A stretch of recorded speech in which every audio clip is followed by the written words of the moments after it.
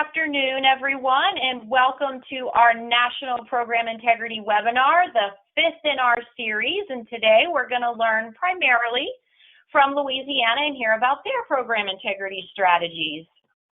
We have a lot of content to cover this afternoon, so we are going to dive right in. But just a few things before we get started. This is an interactive session, or at least we really hope for it to be. We will take breaks for questions and answers throughout, but at any time, please feel free to enter questions into that questions panel, and then we'll get to those throughout the session. If you are using the phone call option for today's webinar, and that's opposed to your computer speakers, you do need to enter your audio PIN number in order to unmute your line and for us to all hear you if you'd like to ask questions or participate in this afternoon's discussion. And we definitely encourage participation, so if you haven't entered your PIN number, please go ahead and do that. And another quick note around audio, in order to help keep our presenters nice and clear, we will be muting all of our attendees. But if you'd like to ask a question during one of our breaks, please raise your hand using your GoToWebinar dashboard. We will unmute your line, and then you can go ahead and ask your question. If you should have any issues this afternoon with GoToWebinar, downloading any of the handouts, please email Katie Watts. Her email is shown there on the screen. And that reminds me, we do have 3 handouts today. We have the fraud risk assessment tool, that Excel document that was created, as well as the instructions for that tool. And we also have our slides for this afternoon session over there as a handout. All right, so this afternoon we have 2 presenters or facilitators from the Subsidy Center. Brad Kramer is a technical manager here at the National Center on Subsidy Innovation and Accountability, and he is our lead for the Fraud Toolkit. And that's me on the right, Leanne Bryan, TA lead for the Subsidy Center, and see myself as trying to fill some pretty big shoes of my predecessors here, primarily Jim Bates, by really having a strong interest in program integrity in general, fraud prevention, and striving to learn as much as I can about all of your strategies and sharing those best practices back with all of you. And now I'm very pleased to turn it over, I think, to Dr. Ellen Wheatley, Deputy Director of the Office of Child Care, for a welcome message. Hello, everyone. Thank you, Leanne, for that lovely introduction, and welcome also from Shannon Christian, the Director of the Office of Child Care. It's my pleasure to do a quick welcome statement because this is such an important topic. You all have to take care of the 404 form once every 3 years about improper payments, but fraud and program integrity is a much, much bigger topic. There you're talking about what kind of controls are already part of your system. What can you do to optimize the ability to make sure that the money is going where it needs to go? How do you train and take care of the ongoing supervision for your eligibility workers? How do you make sure that your providers understand the rules of the agreements that they sign with you? None of it can be taken for granted. Everything needs to be watched because it's so important. Nobody has any money left over at the end of the year. Many of you have wait lists. And every dollar wasted is one not going to a child who is eligible. So for all of these reasons, I am thrilled with all the work that WRMA has done and continues to do. The Toolkit, this entire series, all of it will support your programs and the children and families who need you. So I'll turn it right back over to you, Leanne. Take care. Thank you. Thank you so much, Ellen. All right, now we'll get into a quick overview of the agenda for this afternoon. If you were with us back in May, our first topic here is to take a second look at the fraud risk assessment tool. We would like to ask for your feedback on the usefulness of that tool and if there's any suggestions out there on how we can improve it for you. Then we're going to hear from Louisiana's CCAP team, and they're going to share their program integrity story with all of us. Then we hope to get into a discussion on data analytics. This seems to be a significant topic right now. More and more states are interested in data analytics and how it can support them. So I'll be sharing a little bit of information around the benefits of using data analytics within your child care program. And now I'm going to turn it over to Brad Kramer to talk through the Fraud Toolkit. Thank you, Leanne, and good afternoon, everyone. I'm going to talk a bit about the Fraud Toolkit, as Leanne indicated, and I just wanted to remind you, Leanne did mention earlier that in the handouts section of the webinar, you will see an Excel file that is the risk assessment tool, as well as the Fraud Toolkit Assessment Tool Instructions PDF that supplements the tool that helps you walk through how to use it. So I just wanted to give a short refresher.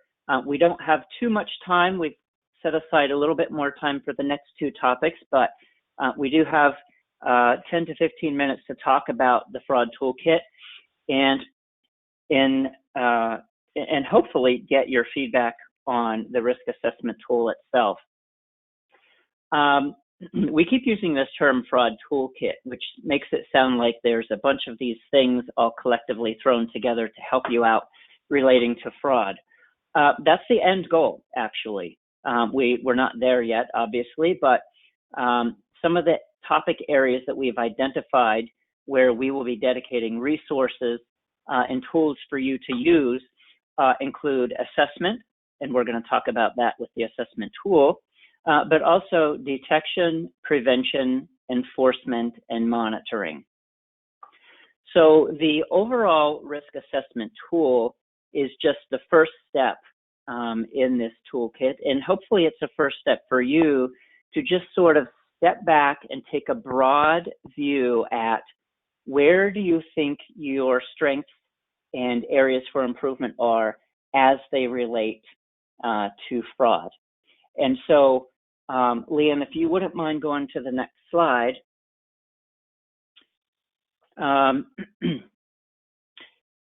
The risk assessment tool asks a series of questions, and based on your responses to those questions, we have assigned a risk level and a weighted score, and then also based on your response, we have provided some guidance language or suggestive text for what our response to your answers might be.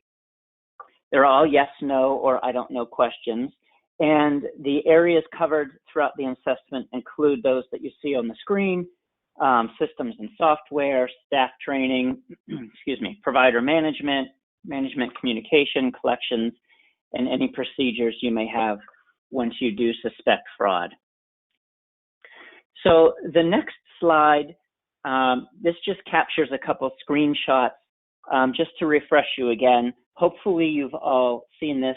If you weren't able to be on the demo webinar where we actually first introduced this, hopefully you've had a chance to look at it on your own.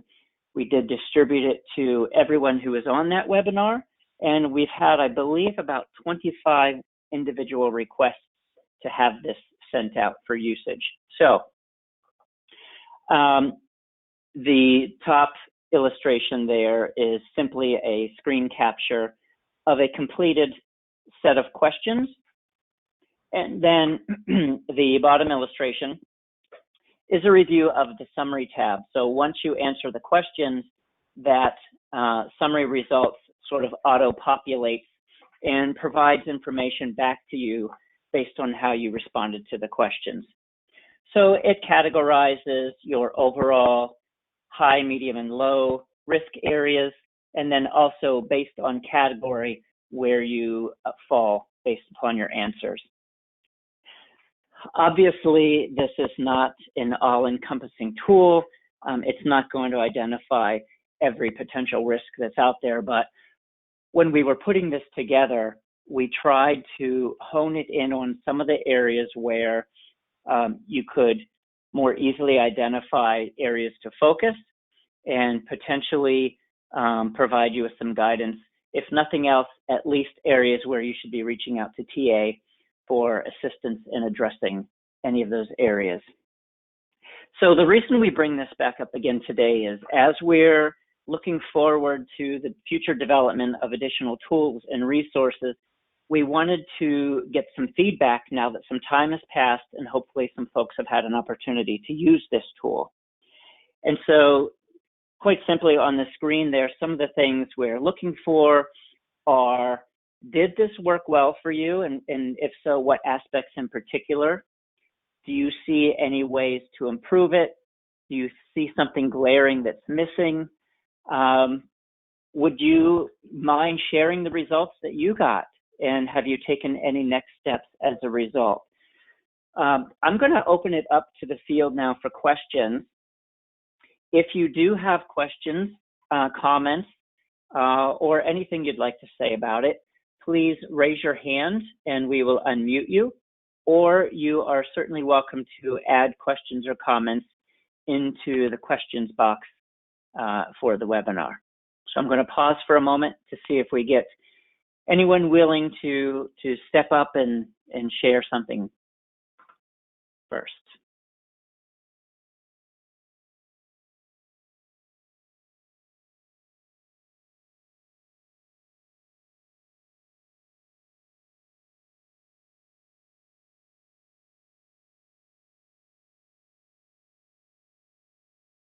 Okay, I don't see any questions coming in yet. Maybe no one wants to break the ice and be first, but I think what I would like to do is, hopefully you all know how to raise your hand in the webinar. And if you do, I would like to just see quickly a show of hands if you have actually used the risk assessment tool. Please at least raise your hand so that we can sort of get a sense for those who've actually seen it and used it firsthand.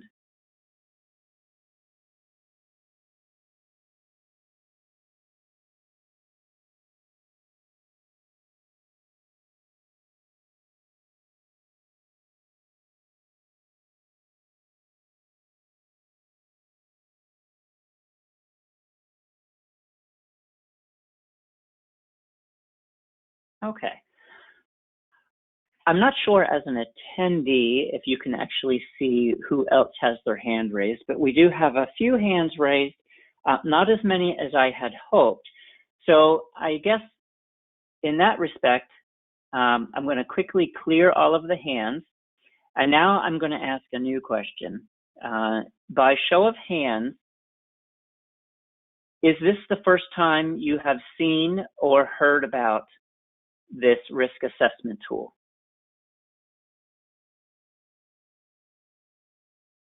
If this is the first you're seeing or hearing of it, please raise your hand.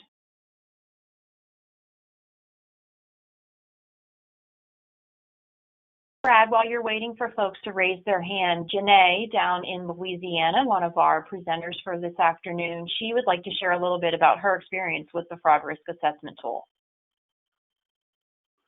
Great. Go ahead. Thank you.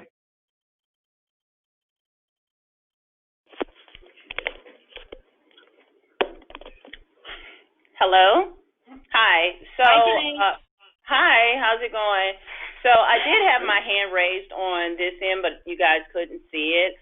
I just wanted to indicate that we did utilize the instrument when we first started the fraud portion here at the agency, and it really was the foundation of how we built our program integrity and accountability within the fraud section. So it is very much a useful tool. It pretty much touches on every area that one would need to look at as it relates to the program and ensuring the accountability and integrity of it. So I just started with you guys this new instrument, and I love it already. So we'll see what it does. Thank you. That is very encouraging to hear.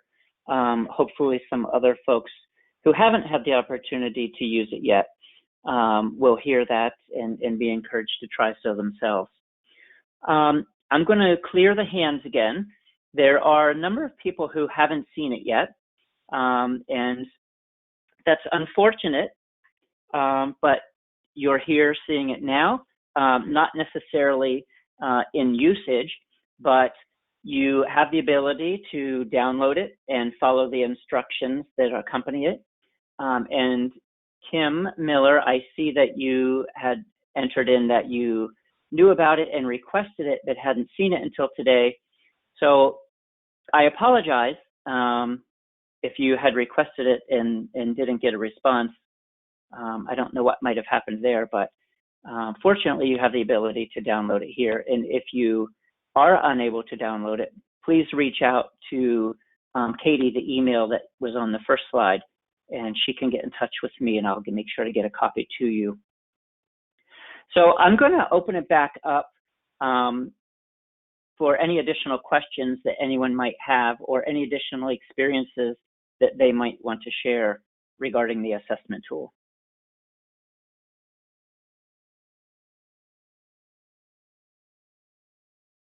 So I had put all of the hands down. So if anyone had anything else they want to share, please go ahead and raise your hand.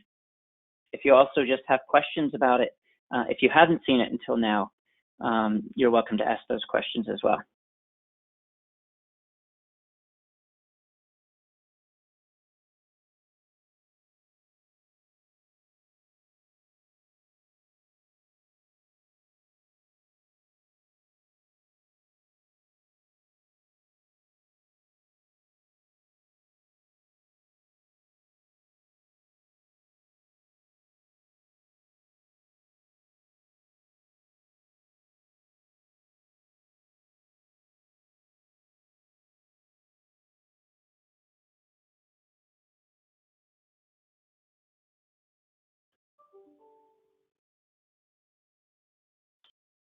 Pretty quiet group this afternoon.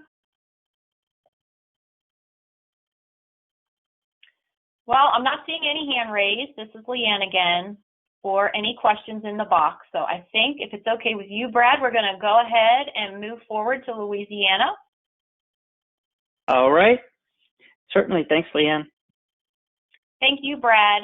And just a note to everybody, when we finish up the webinar today, we'll make sure to get all 3 of the handouts emailed to everyone that registered for today's session. All right, so now we're going to move to Louisiana and provide their Department of Education, the Child Care Assistance Program team, an opportunity to share their program integrity story. I'm very pleased to have Melinda George and the Louisiana Program Integrity team with us today to share their program integrity strategies. And I know this is a busy time for everyone, especially Louisiana. They are in the middle of a waitlist project and enrolling kiddos and families from the waitlist in addition to all those other program activities and summertime priorities. So Melinda and team, thank you for sharing your story with us this afternoon. Melinda and team are going to walk us through their program integrity and fraud prevention strategies, from training their staff on policy, identifying and investigating those potentially fraudulent activities, and then talk us all the way through to recovery of misspent funds. If you should have any questions that pop into your mind throughout the discussion, please feel free to type it into that question box. We're going to hold off on responding to any questions, though, until after the presentation. So without further ado, I would like to welcome the Louisiana team to the floor. We have Melinda George. She is the CCAP Program Director. Donnell Broussard, CCAP Program Manager. Veronica Buckley, a Provider Help Desk Supervisor. Rami Manuel, Provider Certification Supervisor. And last but not least, Janae Broadway, Fraud Manager with Louisiana. So Melinda and team, I am turning all power and control over to you. Hello, everyone. It's a pleasure to be here today to talk to you guys about some of the things we're doing in Louisiana. It's always a pleasure to do peer-to-peer conversation because we learn so much from each other. First, let me share a little back history before I explain the agenda. In 2016, the Child Care Assistance Program came to Louisiana from another came to the Department of Education from another Louisiana department. It was all part of Act 3, which is where we bring all Louisiana programs together into one place, one building. Initially, when the program first came, we had to take a long, hard look at where we were in our program, at what we were doing in our program. We utilized a lot of data to see exactly what our strengths were, what our weaknesses were, and we were determined to rebrand the Child Care Assistance Program to increase integrity and to also increase the perception, to have a positive perception in the Louisiana communities of the services that we provided. We began intense training. One of the things about data that we learned is it doesn't matter how much data you collect. It matters that you use the data you collect. And so we looked at every report, and we're going to talk to you a lot about that today, the reports we run and what those reports help us with. Today, going to the agenda, we're going to talk to you a lot about internal audits. How do we look at ourselves? How do we rebrand ourselves? One of the things we did is we look at the Disney brand, and whenever you see the Disney brand, I don't care how old you are, you get this magical feeling inside of what happens in Disney. And we wanted, when people saw the CCAP brand, when people were looking for services, we wanted them to get that feeling that I'm going to be helped. There's somebody there who cares about me. There are people there who've been through what I'm going through. And so we wanted to rebrand it. So we looked at our internal audit procedures so that we could see what needed to be improved on and then develop systems to improve it. Data processes. We're going to talk to you a lot about our processes today, our analysis and review of data. We're going to talk to you a lot about continuous staff development, because one of the big things that we realized is that management couldn't change the dynamics of the program or the perception of the program. It had to be a complete program change. We had to create staff buy-in, and we're going to share some of the techniques we use to do that. We're going to talk to you about continuous training, about provider invoices and payments, and about the fraud processes.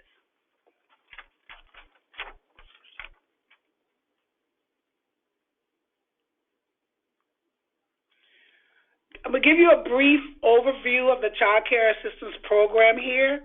The purpose of our Child Care Assistance Program is to provide financial assistance to low-income families in their quest to obtain high-quality child care while they work or attend school.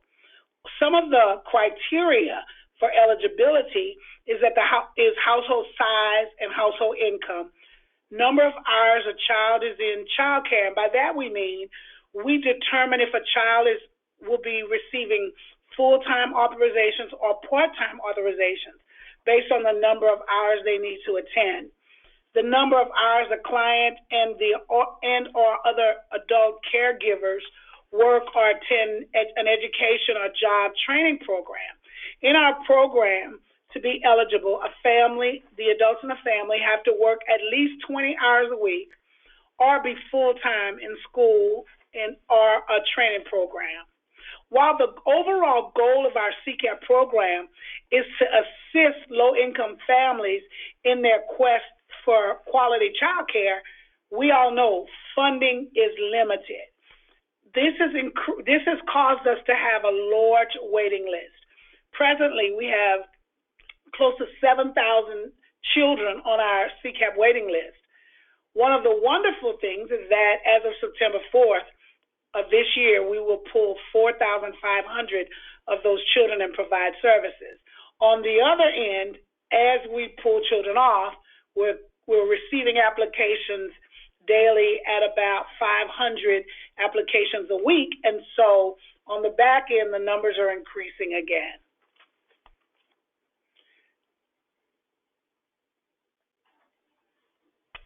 To continue with the overview, of the program, accountability. Accountability is one of our big areas. It's something that we've worked really hard on. We wanted to create a system where when staff had errors or had the same errors over and over, that they were accountable for those errors. And it was our job to also be accountable and to provide resources for staff. One of the things that we learned is that many times as managers, we don't accept the fact that if a large number of staff are having the same problem, it is not a staff issue, it's a systems issue. And so we looked really hard at those errors that were occurring consistently between analysts. That means that there's something wrong with our system. And we went back, and last year we revamped. We looked at every single policy. We looked at it and compared it to our practices to make sure that it was easily understood by the people who had to perform the duties. We made sure that one policy didn't negate or overlap on another policy. And then we made sure by constant training that our staff understood the policy. We created buy-in. Our staff receive a policy manual, and they undergo constant training on payment calculations. It's so easy to assume that one training on payment calculations is going to help everyone to stay abreast of one of the largest an area or an error that could cause a program a lot of problems. Staff needs to be continuously trained in this area. So we do a lot of training. We make it fun. We make it interactive. And we ensure that our staff understands that payment calculation errors are serious, because what happens is money goes out sometimes that shouldn't go out, and that money could be used to fund another child in a child care assistance program. We have an internal tracking of payment and administrative errors, and it's monitored monthly through SurveyMonkey.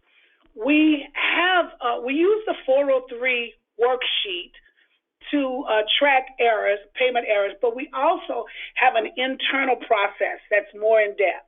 We realize that though the errors on the 403 track a lot of things that happen in a program, there are other things that happen in a program that could cause those areas. And so we began to look at those. One of the things we developed is a brag board. We're so proud of our brag board, and so is our staff. In the brag board, and I'm going to talk to you about that staff that are separated in 3 tiers. That's part of our brag board. On our brag board, monthly, we look at all the errors in our program. We have a data analysis meeting where all management staff, supervisors, and SSA 3s attend this meeting. And we look at all the errors. We look at the errors by individuals. We look at the errors by teams. We look at the errors by program and by area. And we separate the analysts that have 0 to 20 hours are in our green tier, and those people go on the brag board. We have a morale committee that provides them with incentives, small stuff that we get donated from other places or that we put together ourselves, maybe some donuts and coffee. But we recognize that they're doing a good job. All the way to the top management level, they get a personalized email that says thank you for all the things you're doing to improve CCAP. This staff is recognized. We have a monthly staff meeting that involves every single early childhood department in LDOE, and there's a slide dedicated to these people with 0 to 20% error. We get them to stand, and they get a round of applause. Our staff loves this. It gives them pride. It says that you're working hard, and we know you're working hard. It's really hard. We had one young lady, for an example, she's been 0 error for about 6 months. And so when she stands and we share that she hasn't made an error in 6 months on an application that we found, and it gives her, she beams with pride. So then we have a yellow group, and the yellow group are people who have 20 to 40% errors. And what we do with this group of people is that we give them, the people with the 0 to 20, provide them additional assistance. We review policy with them. We look at where their errors are, and we provide them some resources and some additional help.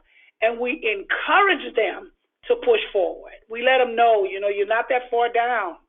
Just keep working. You can do this.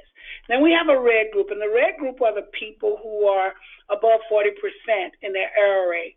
And we have SSA 3s. Our SSA 3s work one-on-one with these people. They review cases before they can certify. So they're sampling cases in real time.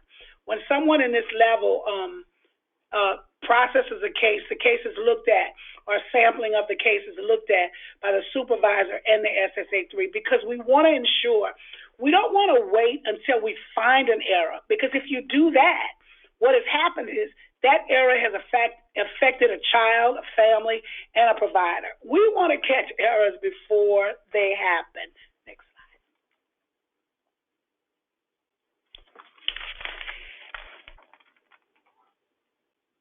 As we talked earlier, we talked about our case reading process, and that's really important. We use SurveyMonkey. First, we use the 403 worksheet to ensure that we continuously monitor. We don't just wait for the year that we're monitored from ACF. This is a continuous process for us, and we want to know where we are. Are we getting better? That's how we track. We know what our error rate was in our year of monitoring. So we want to track to make sure we're going in the right direction. Are the processes we put in place working? And that's our measuring tool. That's how we know they're working. Then we use our internal monitoring, which is we read a large number of cases in the SurveyMonkey. Supervisors do reads on a large number of cases. We have a quality specialist, quality control team that does read on additional cases. Supervisors, quality control, then our fraud department is also reading cases. Whenever we have a complaint from a family, from a provider, those cases are read and they're looked at. So this large sampling of cases helps us to identify even errors that the 403 worksheet, using our ASDAF and the 403 worksheet, may miss. We want to catch everything. We want to know everything. Was it late in processing? Did we meet our mandated timelines in getting it out? All of those things are looked at. We never, ever, ever want a family to suffer because of something that went wrong here. Error-prone cases are identified, as I explained, by providers, by provider complaints, by our program specialists and management team are evaluating constantly. Cases which we want to look at our policies. As we look at cases, we're looking to make sure that our staff is following our policies. Do we need to train them more? Is it that a lot of people are missing this policy? Or do we need to redo the policy? Because we want our practice to mimic our procedures. We don't want to have something on paper that's just on paper because it looks nice. We have to actually be doing what we say we're doing. Anytime a new analyst comes in, it's really important that the SSA3 works closely with that new analyst and helps that new analyst. Also, we don't wait until errors are made. When we have staff that are making a large number of errors, it's important to get in front of those errors. That's the support that we give our staff. We began to pull cases in real time. We began to look at them. We began to train more one-on-one to make sure the staff understands.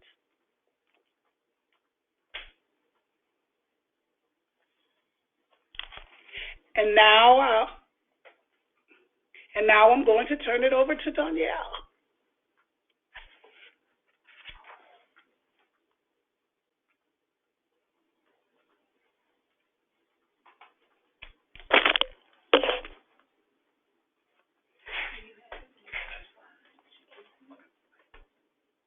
1 second. All right, there we go. All right, thanks, Melinda.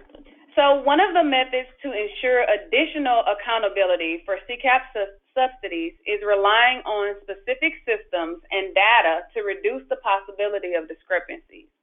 One web-based application process the department utilizes is systemware, formerly known as InfoPack. The application procedures produces essential reporting to collect data for CCAP participants associated with food stamps, cases closed for sufficient income, household designees on multiple cases, multiple previous check-ins and check-outs, underutilized authorizations, and care provided outside of normal hours of operation.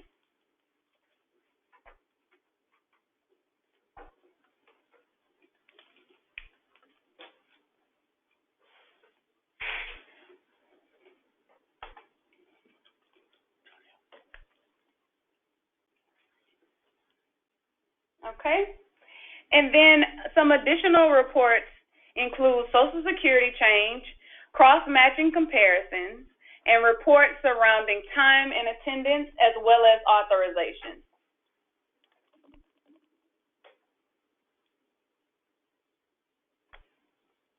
All right, and that basically explains our system, and I will pass it over to Romney to give you a little bit more insight for the provider portion of payment. Okay, Joan, yeah, thank you. Okay, so with regards to the provider invoices and payments, in Louisiana, we utilize a statewide automated time and attendance process called TOPS. This system is provided by a third-party service provider called Conduit. This creates transparency and allows our agency to maintain our program integrity. During those times, with that system, we use a biometric technology and finger scan. Also, we have an interactive voice response system, which is utilized through a telephone.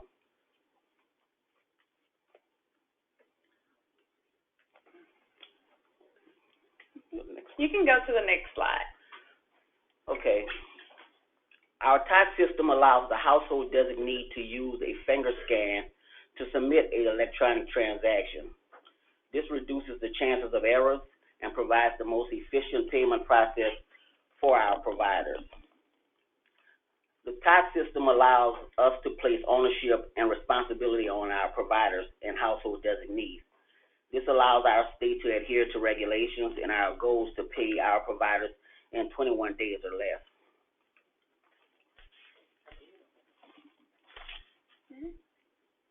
Next slide, slide 20. On slide 20, we talk about the full-time and part-time payment or service authorizations. And CCAP payments for full-time payments, CCAP payments are based on an 8-hour work week, 5 days a week, and with a maximum of 22 days per month. For our part-time service authorizations, which is utilized for before and after care, with the hourly rate with a maximum of 29 hours per week at a part-time care. And now I'm going to hand it over to Janae. All right, thank you, Romney. So what we'll discuss is the internal audits. As Lynn spoke of earlier and Brad, one thing that we utilize as far as our internal audits to ensure program integrity was the self-assessment instrument provided by OCC and Administrative of Children and Families, and we actually utilized the 2012 one because that was the only one that was available at the time. So we utilized that using a 5-point check system with that.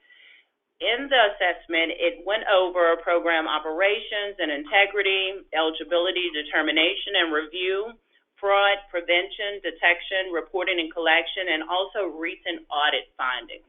So that was definitely a good tool for us to use. So we utilized that tool to build the foundation of our fraud portion, to utilize the fraud portion within the agency, the Department of Education. Again, the tool allowed us to look at the integrity of the program as a whole, The following year, in 2017, we had a contractor. We outsourced it to perform a detailed internal control analysis and fraud risk assessment. The contractor reviewed the ACF tool as well as put together their own tool to report to us areas in which we could improve from the last internal assessment. So what we plan on doing this year is utilizing the 2018 tool that OCC has provided to us, because the thing is you always want to continue to improve. So we'll look at those areas in which we improved on last year, do another assessment, and see where we can improve again this year. Next slide. All right. So just to give you an overview of the fraud management unit process here at the Department of Education, claims are initiated to us both internally and externally. So internal claims can be received from anywhere across the state or out of state. In addition, internal claims can be received anywhere within a department. That includes the red flag reports that Danielle spoke of earlier. External claims that include anywhere outside of the agency, providers, people in the community, participants. Anyone can call, fax, or email a referral to our office. Claims are then assessed and categorized based on the information in the referral and then assigned to a regional investigator. Now, all claims are housed in a system separate from all other systems within a department and are only accessed by those within the fraud and recovery section. In some cases, provider claims may be tiered within the system based on the evidence and the information in the referral. If we deem necessary, we also provide technical assistance visits to providers, and these are conducted and we work with provider certification and the help desk to ensure the success of those visits. If we deem that a case or a provider or participant needs to be sanctioned, that would have to go through an administrative review process for final approval. Next slide. So what you see, what's coming up shortly, I'll give it a little time. There it is. So that's our kind of like our flow for our claims fraud referral system. It's a centralized system that houses all of our data from improper payments to our investigative activities, legal activities, and just pretty much everything that deals with fraud and recovery in our improper payments. So you'll see where the claim is initially initiated. We input the data, we assign the data based on the provider participant, or even if it's an employee, because you could have that. A supervisor will then assess the claim, assign the claim regionally to an investigator or recovery specialist or even an auditor, and then it goes into progress. Once they are finished with it, they will submit a recommendation back to the supervisor, in which the supervisor can request or recommend further processing, or that it goes to an auditor, or send it to legal, or request sanctions to a program manager. Once a claim has completed all of the steps within the system, it then goes into a file where it's completed, but it's not deleted from the system. So even if a claim is closed, we will always have access to that information to ensure that if that provider or participant was to ever come back across our desk, we would have access to the past information. Next slide.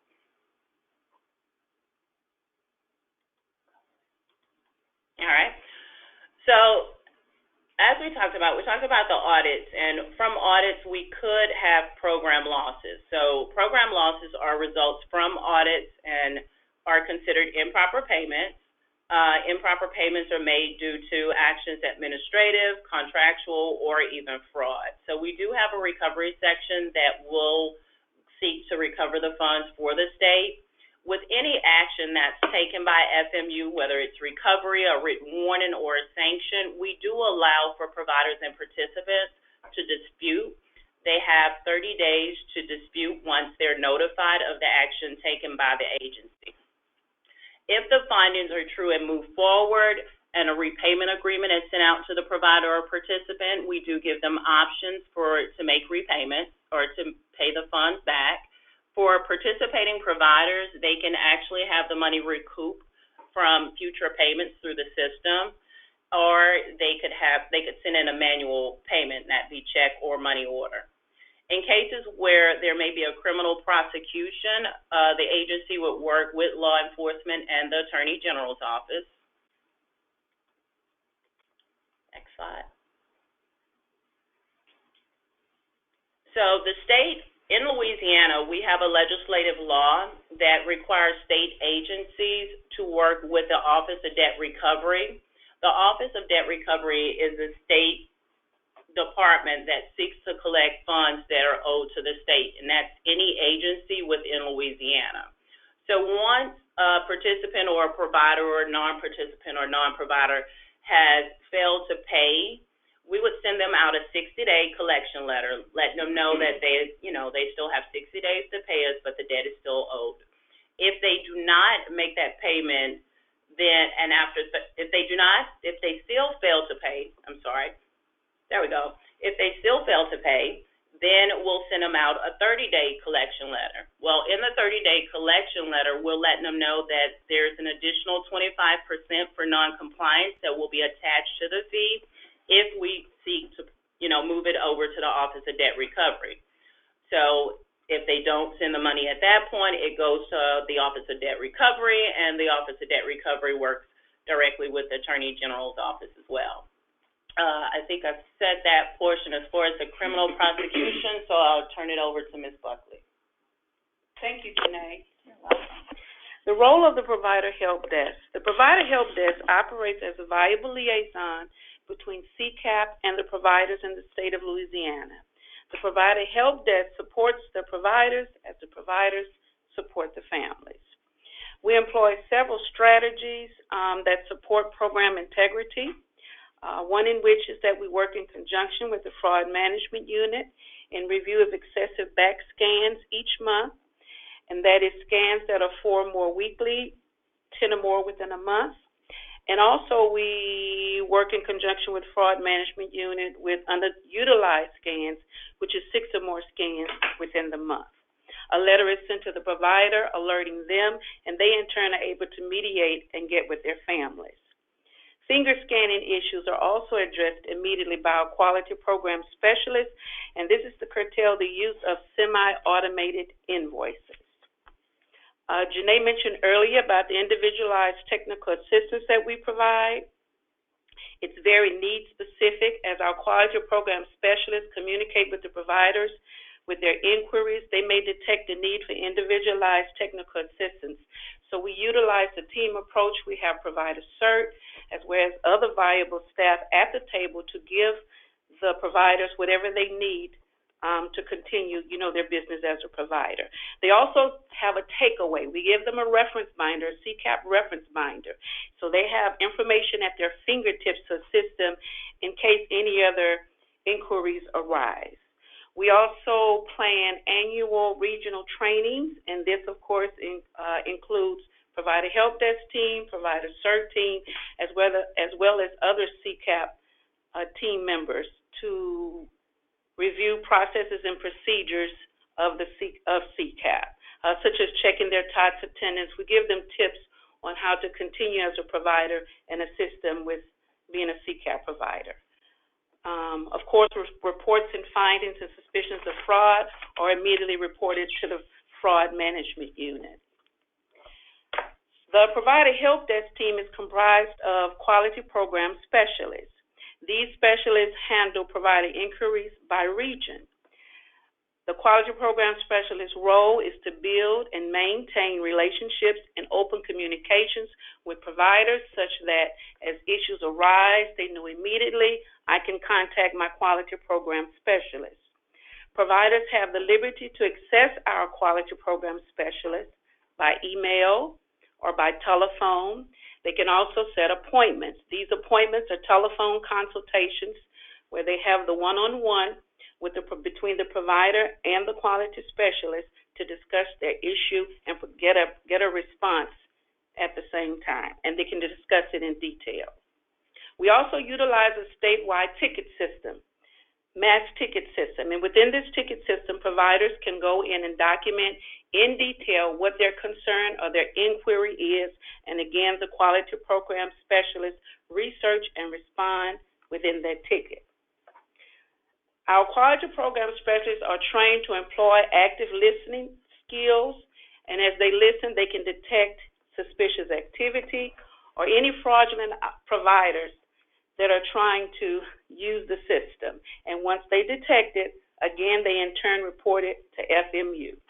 Our quality program specialists also participate in case readings mentioned earlier, and they attend fraud management trainings to continue assisting, detecting any potential program misintegrity. Thank you so much. Our team works really hard to ensure that we have a program that is high quality and that we eliminate as much fraud or improper activity or errors as possible. This is everybody's business. Every dollar that comes into this program is needed for a child or family, and we want to make sure that the money that we're entrusted with gets to the people that needs it. We thank you so much for listening, and we can begin to address questions. Thank you so much, Melinda and the whole team. We did have, it looks like about 3 questions that came in. The first one is from Dana in Hawaii, and she would like to know how many case managers do you have in Louisiana, and then how many of the SSA3 staff? We have 5 teams, and on each team we have 8 people, and we have 5 SSA3 staff and 5 supervisors. Quality specialists aren't considered case managers. They work separately from the case managers. We don't want the people who are on the floor processing cases to also be the people reviewing the cases. So our case managers we consider them analysts. We have 5 teams, 7 on each team, and then each team has an SSA3. Dana, I'm going to go ahead and unmute you. If you would like to ask any more questions, or maybe just let us know if that answered your question.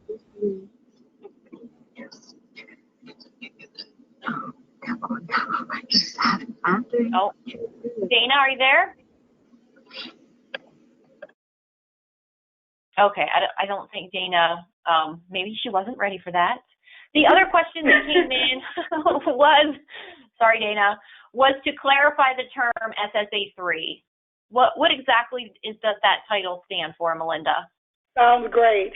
I believe that an SSA3, we call it our analysts on steroids. They're the analysts that are responsible. They're people who are in the very low error rate, 0 to less than 20%. These people don't make errors. They're team teachers, team trainers. They're the best of the team. They're the best of our office. And they work directly with new staff. They work with staff who have high errors. They take training personally. So they not only process, but they also work with others to ensure that they come up to their level. They're the Social Service Analyst 3. Social Service Analyst 3, otherwise known as the Analyst on Steroids. That's it. I like it. Another question that we have here is from Sarah Hall. I believe Sarah is from Florida. Sarah asks, the fraud management trainings that you mentioned, are they developed in-house, or do you have another resource that's used for the trainings, and are you willing to share those trainings that you use? Yes, we are willing to share the trainings that we use. Most of our trainings are developed in-house. We use a lot of data. We collect a lot of data on where our errors are. The fraud management unit they look at cases, they find where we have repetitive errors, and they do a lot of training in those areas. Or we collect data from providers on what is the area where we see the most potential for fraud, Because remember, we're working proactively to eliminate problems. I'll let Janae add to that. Do you have anything to add, Janae? No, actually, you pretty much covered it.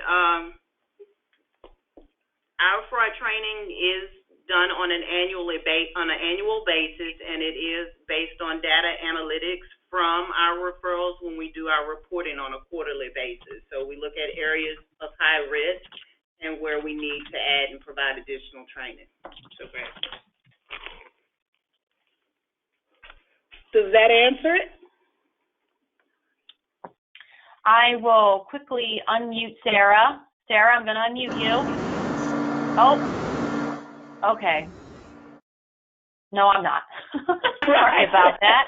Let's hope that yes, Sarah says thank you. All right, I'm done unmuting people, I think, unless they ask to be unmuted. All right, one more question has come in related to, oh, now I lost it. Hold on.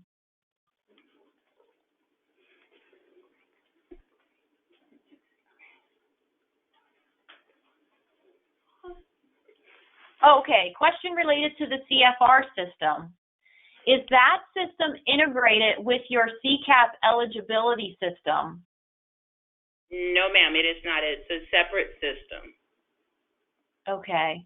So there's no notices or alerts regarding existing family or provider fraud claims back to eligibility workers or provider staff? No, that information is manually inputted into the system right now. We actually inherited the CAP system and the CAFE system, so as we're moving to our new system, the TCC system, it will be integrated, and there will be those red flags that automatically go to the full floor without the need of human input.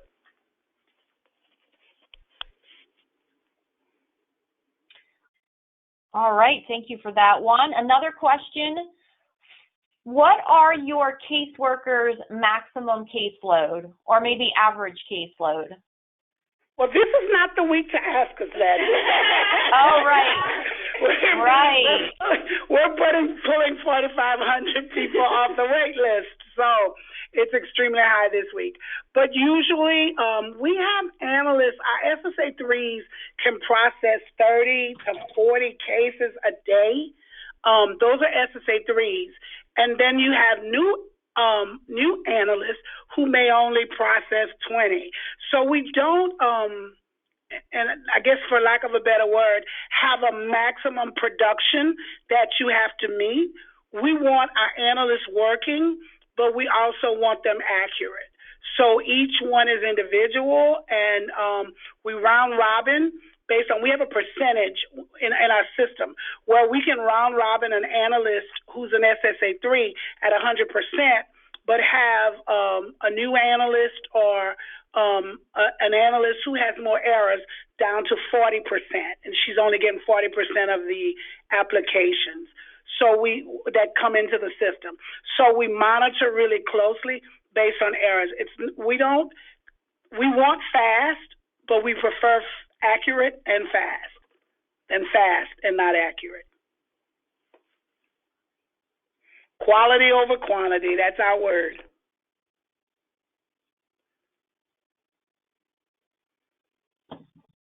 All right, I don't see any more questions in the question box, and we are 1 minute to 4 o'clock. Lesson learned, maybe we should have scheduled this one for 90 minutes.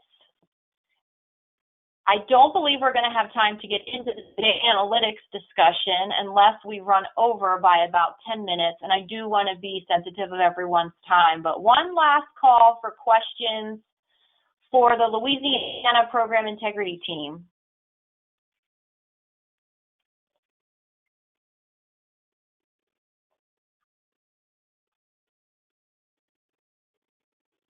We do have one statement that came in. You have a wonderful system set up for your program. Thank you so much for that comment. And that is the Louisiana team. All right. Any final questions? Well, everyone, first of all, let me thank Melinda and the team down there. You guys are doing an awesome job. Thank you so much for sharing your strategies with all of us. I know how busy you all are, and again, very grateful. I was planning to talk through data analytics for about 10 or 15 minutes. You can all see we're over for time for today, but the slides will be available with a little bit of content on them, and I'm thinking we can just share this presentation, maybe make it a little bit deeper, share more information related to data analytics, at least more than I was planning to provide in the next 10 minutes, with all of you on a future program integrity session. And we'll, just kind of see how it goes over the next few months and if we can squeeze another webinar in. And if not, thank you all for going on this program integrity webinar journey with us. It was a great series. Again, this was our 5th one. And we were happy that you all came with us on this journey and were able to get some of those good discussions going. So thank you all for your time this afternoon. Look for those slides and have a great rest of your day. Thank you. Thank you. Bye. Have a great one, Leanne. Thank you so much, Melinda. And Brad.